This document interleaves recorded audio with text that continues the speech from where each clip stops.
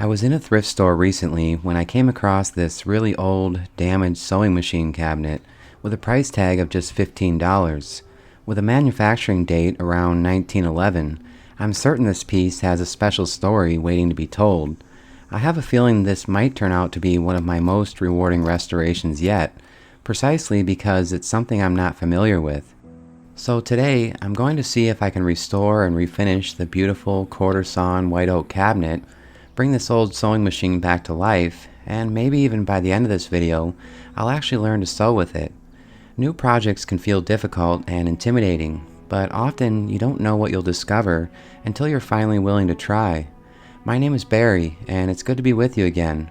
Let's take a closer look at this together.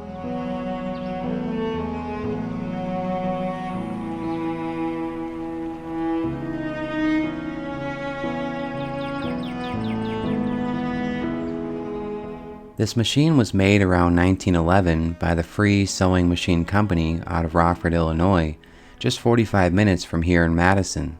The Free Sewing Machine Company was active under that name starting in 1897, after renaming from Royal Sewing Machine Company.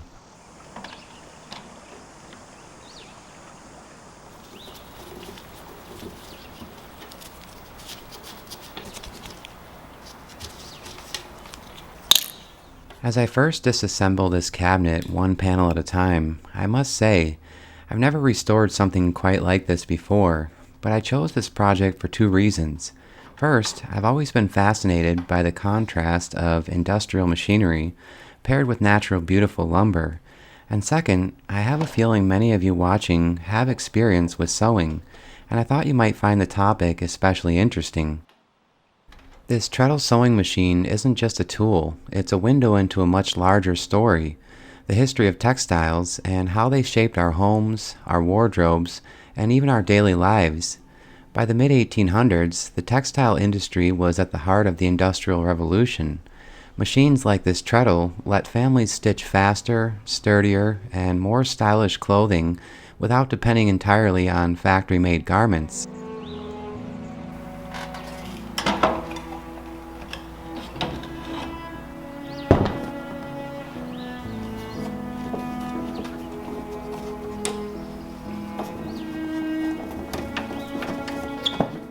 Now I know this isn't one of the more highly sought after Singer sewing machines from the same era, but that's exactly what I love about this piece. So then why restore this less desirable model in the first place? It probably won't be worth much once restored. For me, it's about growth.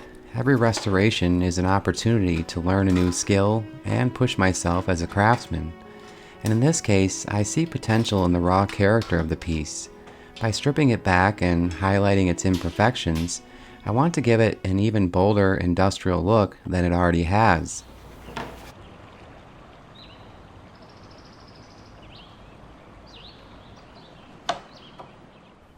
I'll be the first to admit it, as if it isn't already obvious. I'll do some things the wrong way with this new project. A little time spent with this sewing machine won't make me a master seamstress, but by stepping into something unfamiliar, I hope to continue fueling that curiosity for creating, an energy that feels like a whole other dimension of life that most of us can relate to. It's a beautiful late summer day here in Wisconsin, and although I've only just started, I can already feel myself settling into the rhythm of this project. There weren't any major discoveries, but if you spend enough time searching, old furniture can reveal part of its own story. I was delighted to find that this discovery may connect this piece to Watertown, Wisconsin, a small town not far from here where I was born and raised.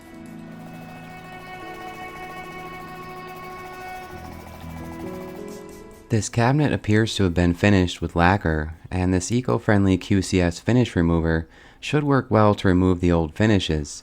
I'll spray it on, and although effective in as little as 15 minutes, I'll let this sit for several hours.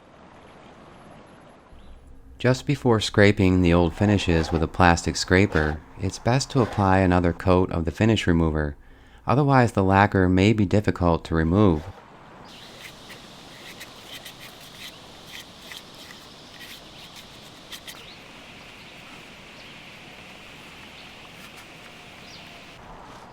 For the detailed hard-to-reach areas, I'll use a plastic scrub brush or sometimes even a fine brass brush. Once I've removed as much of the finish remover as possible, I'll use the QCS cleanser to neutralize the chemicals and clean the piece for sanding.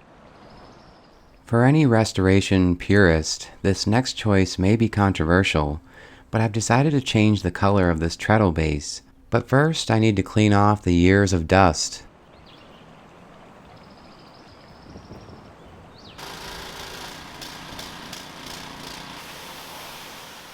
By changing the color of the cast iron base, I know this moves away from a true restoration to its original state.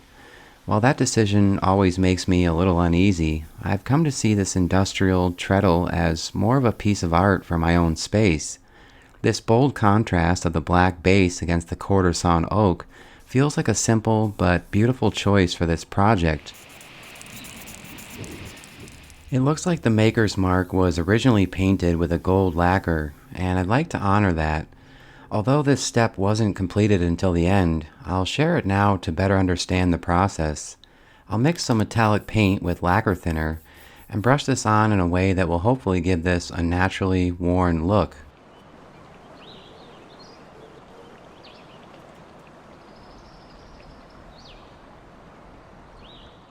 I'll remove the rest of the old finishes from all the cabinet pieces. At this stage, I can tell this is going to be a beautiful transformation, and I can't wait to share it with you. But I should warn you up front, keep your expectations low, because the lessons and failures are coming, and I may actually need your help. One of the side doors was found in pieces in the thrift store. Luckily, all the pieces were there, so I'll just apply hide glue to the joints and re-secure the floating panel.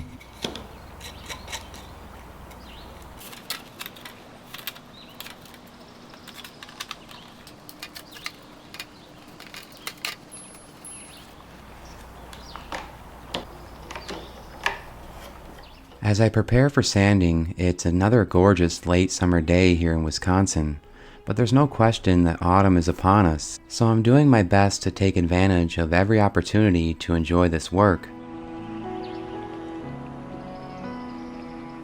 I'm going to use a variety of power sanders and hand sanding tools to prepare this piece for a new finish. I'll start by sanding everything with 150 grit sandpaper and finish with 180 grit sandpaper in preparation for stain.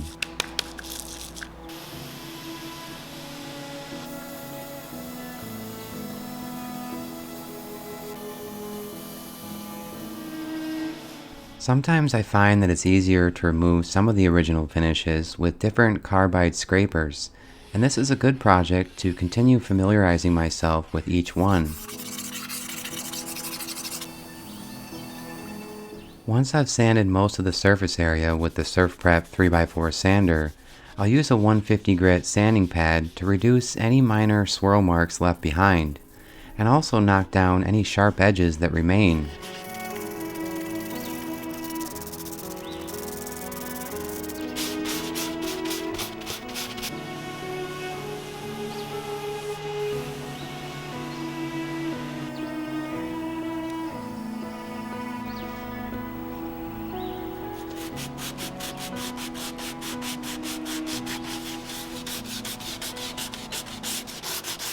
Perhaps some of the most intimidating repairs necessary are these poorly aligned, broken joints on the cabinet lid.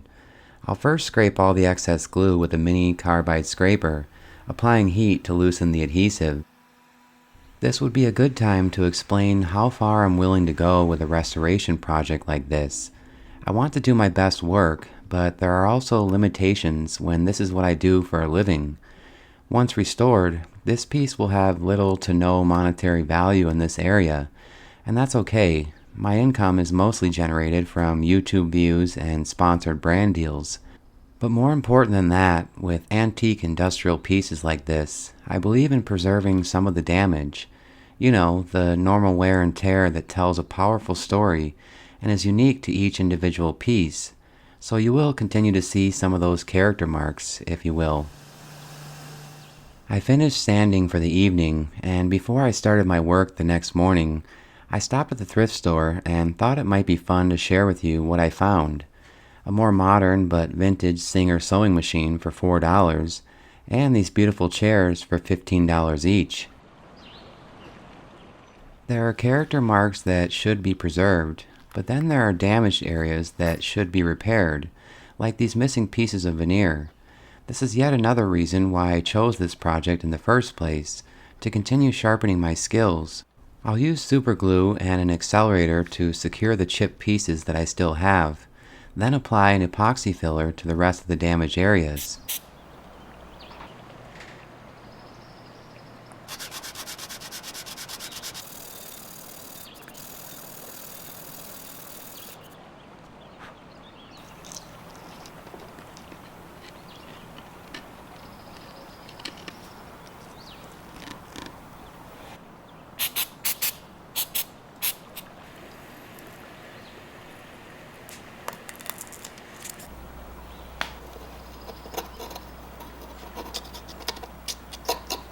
I'll knead this two-part light oak colored epoxy filler together and spray on some wax wash remover to keep this malleable and prevent it from sticking to my gloves.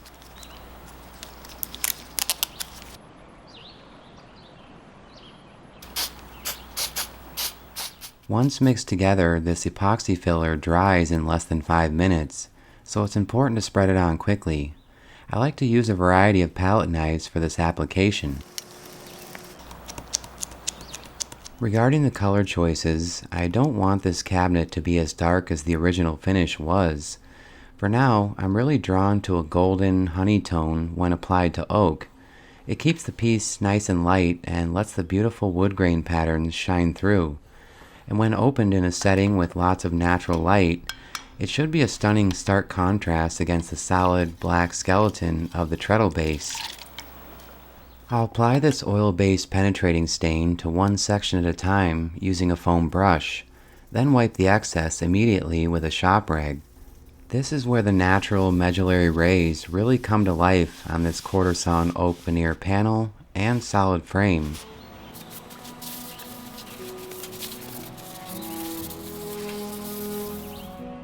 During this extensive restoration project, I had plenty of time to do more research into the history of so many of these old sewing machines. What I find to be most interesting is how so many people, regardless of age, have a deep connection to the unique memories associated with these machines, all from different eras. When seen today, they still provide a rare glimpse into part of our past, whether it was the memory of learning to sew with one, or just seeing one sitting in Grandma's house when you were a child. People often sewed at home to save money, mend clothing, or pass down family traditions. And for so many, textiles weren't just fabrics, but markers of identity, status, and even creativity. Well, my work won't be perfect on this piece, but in order to learn with something new, I told myself I wasn't going to cut corners, so I decided to disassemble this spring mechanism that is the platform for the machine.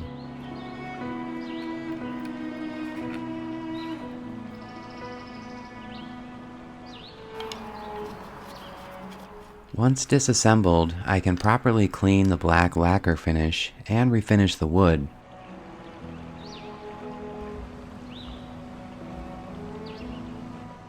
I have found that jumping around between steps for a project this involved actually helps me avoid burnout, so I'll move on to staining the top section.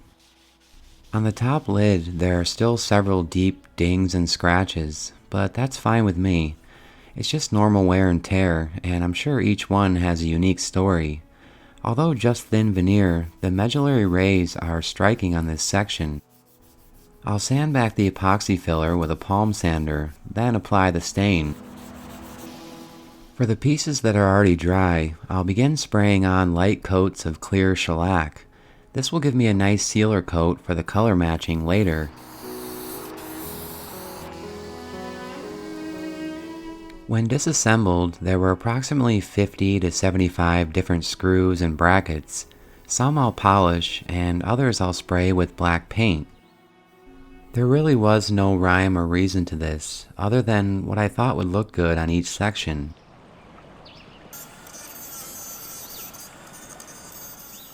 I'll use the Dremel tool to grind down the slots and the screws. This should help avoid problems during reassembly.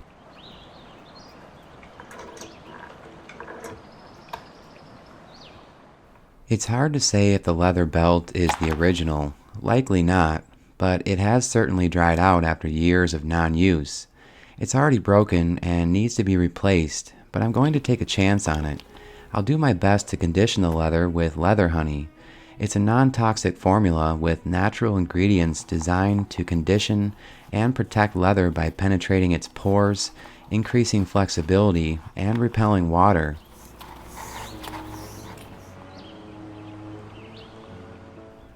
I'll be using several powder stain colors mixed with shellac to help blend the epoxy repairs. This is one of the main reasons I chose this project in the first place. I need to keep sharpening my skills with color matching. The nice thing is, since this piece belongs to me, making mistakes carries no real consequences. You can study every step of color matching in a book, but there's no substitute for brushing on one layer at a time, building up colors to mimic the natural grain patterns. It's a skill that only comes with repetition and hands-on practice. While these particular repairs aren't my finest work, they're a step forward, and I'm grateful for another chance to learn.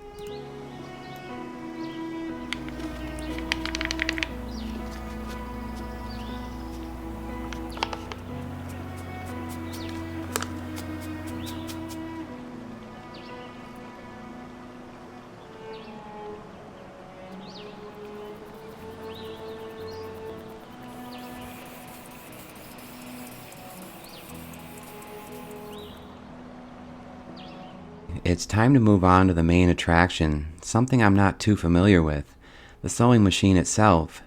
Here's a Damascus machine I've had for a while, and for me at the moment, nothing more than a fun piece of art to display in the shop. It was made by the National Sewing Machine Company for Montgomery Ward. I decided to use it to practice cleaning techniques for the free sewing machine. This cleaning method seemed to work well, so I'll explain. Although not as important on a piece with this much wear and tear, it's important to first brush off as much dust and dirt as possible. These small particles can act as fine abrasives and potentially scratch the lacquer finishes. During this era, the sewing machine bodies were often made from cast iron, then sprayed with a durable black lacquer. In the early years, the designs were hand-painted, but these models appear to be decals, beautiful nonetheless. During my research, I learned that a good method for cleaning these is simply to use sewing machine oil. Some cotton rags and some cotton swabs will help apply the oil. I'll also apply oil to all the moving parts. Then I'll finish by wet sanding the hand wheel with 800 grit sandpaper.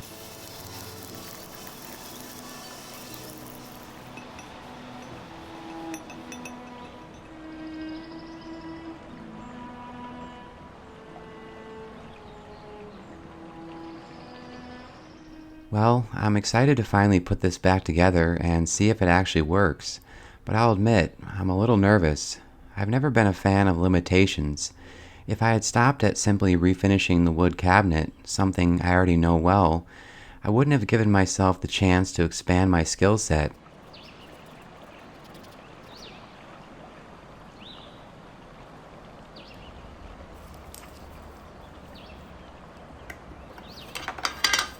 I'm going to apply a brown wax polish to the entire cabinet using a Scotch-Brite pad. This will help tie together the colors of the piece and add an additional layer of protection.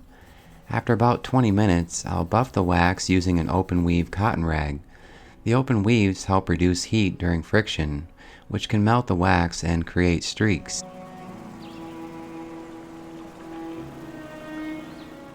As I work to get this machine functional, what I'll be sharing isn't really a step-by-step how-to, but more of a here's what I learned so far.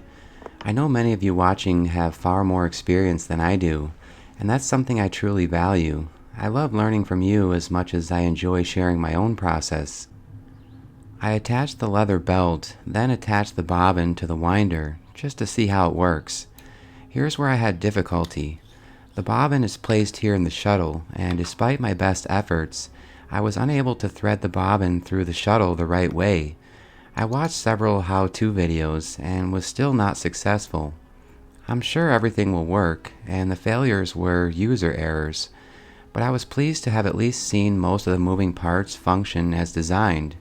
Before the belt broke, of course. I'll need to order a new one. Although I didn't get to sew anything this first time around, I'm still very pleased with this entire project, and I know with a little more effort, I will sew with this machine. But this project was more about preserving what I think is a piece of art. I guess you could say not all was lost. There has still been plenty of satisfaction learning basic sewing techniques using this 1960s Singer Model 347. This 115-year-old restored treadle sewing machine is more than just wood and iron. It carries with it its own unique stories, and is part of the long thread of human history. Textiles have always connected us, and maybe, with this machine running again, it will continue to inspire creation for years to come. My name is Barry, and as always, thank you for all your love and support. And one more thing, I'd love for you to share your own sewing machine memories in the comments. Goodbye for now.